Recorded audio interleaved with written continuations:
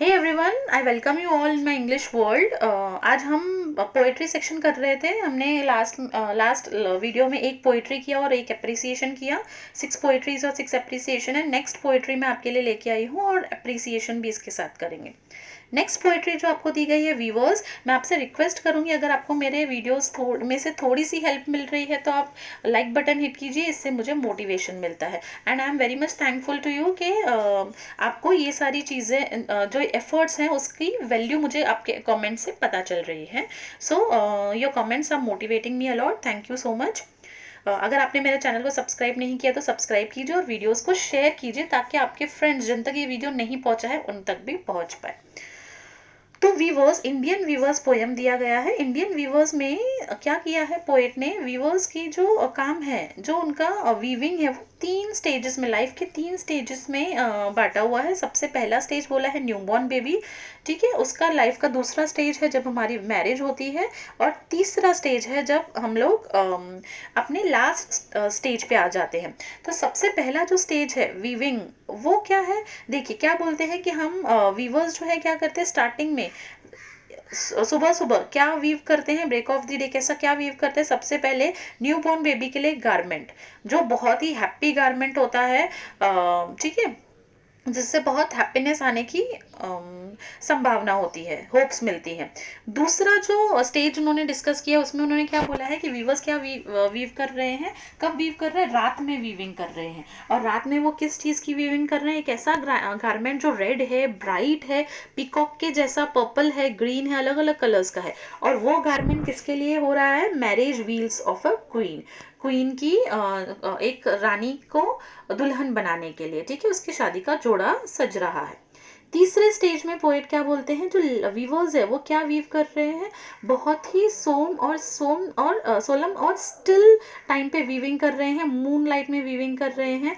और वो क्या वीव कर रहे हैं, फेदर के जैसा वाइट कपड़ा और क्लाउड के जितना वाइट, फेदर और क्लाउड के जितना वाइट। और वो क्या है, डेड मैन का फनरल, ठीक है, जिससे आप लास्ट जब मर जाता है इंसान कोई तो उसके ऊपर जो कपड़ा डाला जाता है उसे फनरल मीन्स किसी के डेथ होना, और वो जिसके ऊपर कफन आप बोल सकते हो उसे। तो ऐसे लाइफ को 3 स्टेजेस में पोएट ने डिस्क्राइब किया है। एक्टिविटी 1 में पोएट आपको क्या बोलते हैं, आपको ये कॉलम्स फिल करने, इसमें you can get 2 out of 2, क्योंकि इसका पूरा आपको आंसर पैसेज से ही मिलेगा। पहला आपको दिया है time of the day, then दिया है टाइप ऑफ गारमेंट, उसके बाद दिया है कलर ऑफ गारमेंट और किसके लिए वो गारमेंट बन रहा है। पहले पोएट ने दिया है, जो मैंने ग्रीन लेटर्स में लिखा है वो आंसर है। अर्ली इन द मॉर्निंग, सुबह सुबह पोएट सुबह सुबह वीवर्स बना रहे हैं। कौन से टाइप का गारमेंट बना रहे हैं, गे, मतलब हैप्पी गारमेंट, और उसका कलर क्या है, ब्लू। और वो किसने बनाया, किसके लिए बना रहे हैं, न्यूबॉर्न चाइल्ड के लिए। उसी तरीके से देखिए ये सेकंड पैराग्राफ है। सेकंड पैराग्राफ में आपको क्या मिल रहा है, वीवर्स क्या कर रहे हैं, वो ये वाला सेकंड पैराग्राफ है। Weaving at fall of night, कब बना रहे हैं, फॉल ऑफ नाइट, रात को बना रहे हैं, ठीक है। किसके लिए बना रहे हैं, वो ऑलरेडी दिया है, कलर भी दिया है, और किसके लिए बना रहे हैं, क्वीन के लिए। टाइप ऑफ गारमेंट क्या है, मैरिज व्हील्स, और किसके लिए बना रहे हैं, क्वीन के लिए। रात में वो क्या कौन सा टाइप का गारमेंट बनाते हैं, फनरल श्राउड, कलर क्या होता है, वाइट, जो आपको पैसेज में दिया है। Okay, activity 2। एक्टिविटी 2 में आपको वेब चार्ट बनाना है जिसमें weavers compare the garment, weaver ने गारमेंट को कंपेयर किया है, ठीक है। कैसे कैसे कंपेयर किया है, सबसे पहला तो आपको ब्लैक लेटर्स में पैसेज में ही दिया है, सॉरी क्वेश्चन में ही आंसर दिया है, marriage wheels of queen with a feather of peacock. बाकी के 2 आंसर्स मैंने दिए हैं जो आपको उस बॉक्स में लिखने हैं। Garment of gay for new born child with blue wing of halcyon wild, ठीक है। गारमेंट ऑफ गे बना रहे हैं न्यू बॉर्न चाइल्ड के लिए ब्लू विंग्स के साथ। दूसरा क्या बना रहे हैं वो, dead man funeral, shroud with a feather and white cloud. Okay, ये भी आपको पैसेज में से थोड़ा मिलेगा, थोड़ा सा फ्रेम करना है सिर्फ। एक्टिविटी 3, आपको आपके वर्ड्स में डिस्क्राइब करने हैं ऐसे स्टेप्स और मेजर्स जो आप लोगे वीवर्स का प्रॉब्लम सॉल्व करने के लिए। अब गवर्नमेंट क्या मेजर लेगी वो आपको नहीं बताना है, आप क्या मेजर लोगे आपको वो बताना है। अब देखो आप क्या मेजर लोगे, according to me at an individual level, आप क्या मेजर लोगे कि हम जो सिटीजन्स हैं वो वीवर्स को सपोर्ट कर सकते हैं। किस तरीके से सपोर्ट कर सकते हैं, मैंने बहुत ईजी वे में आंसर लिखा है। किस तरीके से सपोर्ट कर सकते हो, उनके प्रोडक्ट्स बाय करके, ठीक है। इवन देखो आपको उन products even if they prove more expensive and less elegant and than factory made garments, भले ही वो अगर आपको लगता है कि थोड़ा सा एक्सपेंसिव है या एलिगेंट कम है, तो आप उनके गारमेंट्स परचेज करो। हमें कुछ ऐसा ही उनको सपोर्ट करना चाहिए। उनके वीवर्स के जो गारमेंट्स है, वीवर्स के बनाए हुए गारमेंट्स भी हमारे वार्डरोब में होने चाहिए हमारे ट्रेडिशनल ओकेजन्स में पहनने के लिए। ओके तो इस तरीके से आप उनके काम को सपोर्ट कर सकते हो और मोटिवेट कर सकते हो। Activity 4 is rhyme scheme. First stanza का rhyme scheme is A B. Second और थर्ड स्टैंजा का राइम स्कीम भी लिखना है और राइमिंग वर्ड्स भी आपको लिखना है। देखिए सेकेंड और थर्ड स्टैंजा का आप राइम स्कीम कैसे लिखोगे, यहाँ पे आपको सेकेंड और थर्ड स्टैंजा दी गई है। देखो नाइट ब्राइट ए, ठीक है, और क्या है green queen B. Last stanza देखो still chill A, cloud shroud B. तो यहाँ पे आपको ए बी ही राइम स्कीम है और जो मैंने भी वर्ड्स बोले वो राइमिंग पेयर्स है, राइमिंग वर्ड्स हैं। नोट डाउन कर लीजिए, इस पे भी you can score 2 out of 2। 4 lines आपको कंपोज करनी है इंपॉर्टेंस ऑफ क्लॉथ पे। मैंने आपको 4 लाइन्स कंपोज करके दी है, बहुत ही ईजी वे में मैं मीनिंग समझाती हूँ आपको तो आपको याद पड़ेंगी। A layer of beauty we all covered by which makes us different from the birds that fly। एक लेयर है ब्यूटी की जिसको हम कवर करते हैं अपने बॉडी पे और यही चीज़ है जो हमें बर्ड से डिफरेंट बनाती है।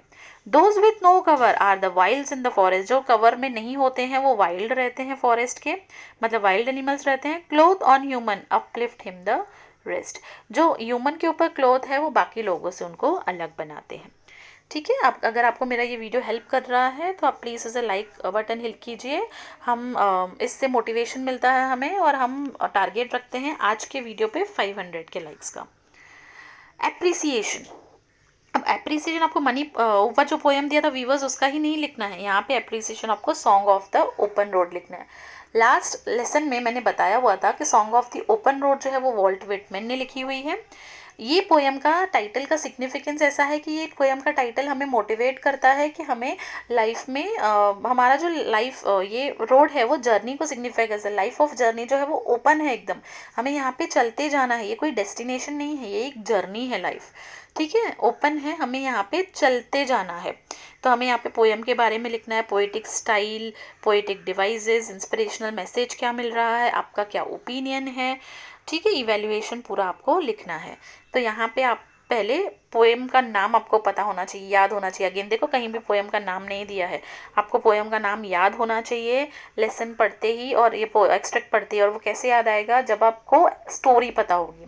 ठीक है, तो song of the open road में पोएट बार बार क्या बोल रहे हैं कि मेरे सामने जो रास्ता है वो खुला हुआ है, मैं कोई भी रास्ता चूज़ कर सकता हूँ, मुझे किसी से कोई कंप्लेन नहीं है, मैं लाइफ से बहुत सेटिस्फाइड हूँ, सफिशेंट है मेरे लिए सब। ठीक है, मैं किसी तंत्र यंत्र या किसी बाबा को नहीं बोलता हूँ भविष्य बताओ, मैं मेरे लाइफ से बहुत सेटिस्फाइड हूँ, मुझे और कुछ नहीं चाहिए। तो ये देखिए मैंने फर्स्ट पैराग्राफ में बोला है कि song of the open road poem Walt Whitman ने लिखी हुई है। ये पोएट्री कहाँ से कलेक्ट की गई है, कैसी पोएम है, नरेटिव पोएम है। वॉल्ट विटमैन एक अमेरिकन पोएट थे। ठीक है, और देन पोएटिक डिवाइसेस क्या यूज़ की हैं वो लिखा है। फ्री वर्ड्स में पोएम लिखी गई है, ये पोएम फ्री वर्ड्स में लिखी गई। फ्री वर्ड्स का मतलब है एक ऐसी पोएम जिसमें राइमिंग वर्ड्स नहीं होते हैं। ठीक है, तो ये पोएम बहुत सिंपल और इफेक्टिव लैंग्वेज में यूज़ की है, मतलब जो भी पॉइंट्स हैं वो सारे पॉइंट्स मैंने कवर किया। अभी आपको इससे अलग भी पॉइंट्स आएंगे ना तो अब तो भी आपको यही लिखना है। जो मैं आपको एप्रिसिएशंस प्रोवाइड कर रही हूँ वही एप्रिसिएशन आप लिख के आइए, आपको 4 मार्क्स के लिए आएगा। बहुत ही ईजी वर्ड्स में मैंने आपके अलग अलग अच्छे से लिखा हुआ है। ठीक है, ईजी वर्ड्स में लिखा हुआ है ताकि आपको हेल्प हो। ओके, तो आई होप आपको इस वीडियो से हेल्प मिली होगी। हम नेक्स्ट वीडियो में मिलेंगे जहाँ पे हम थर्ड पोएम और थर्ड एप्रिसिएशन सॉल्व करेंगे। अगर आपको मेरा ये वीडियो पसंद आया तो आप प्लीज़ इसे थम्स अप दीजिए। अगर आपको कोई और डाउट है इस वीडियो के रिगार्डिंग तो आप मुझे कमेंट सेक्शन में बता सकते हैं। हम मिलते हैं नेक्स्ट वीडियो में जहाँ हम करेंगे थर्ड पोएम और उसका appreciation. Okay, thank you so much for watching. आप थोड़ा पेशेंस रखिए, मुझसे जितना जल्दी हो रहा है उतना जल्दी I am providing solutions to you all. मैं आपको एक बात सुनिए मेरी, मैं आपको बस कहीं से कॉपी करके कहीं से पेस्ट करके सॉल्यूशंस नहीं प्रोवाइड कर रही हूँ। मैं आपको सॉल्यूशंस अपने बेसिस पे प्रोवाइड कर रही हूँ, अपने एक्सपीरियंस और अपने टीचिंग के ऊपर ऐसे आंसर्स निकाल रही हूँ मैं जो आपके लिए ईजी हो पढ़ने के लिए और क्वालिटी भी अच्छा हो। तो क्वालिटी के लिए मुझे थोड़ा सा वक्त लग रहा है, और मैं आपको अश्योरिटी देती हूँ कि by the end of March आपका पूरा सॉल्यूशन, उससे पहले ही पूरा सॉल्यूशन हो जाएगा। जस्ट आपको 15 मिनट्स देने हैं। ओके, ठीक है, दिन में। So thank you so much for watching, will meet in the next video.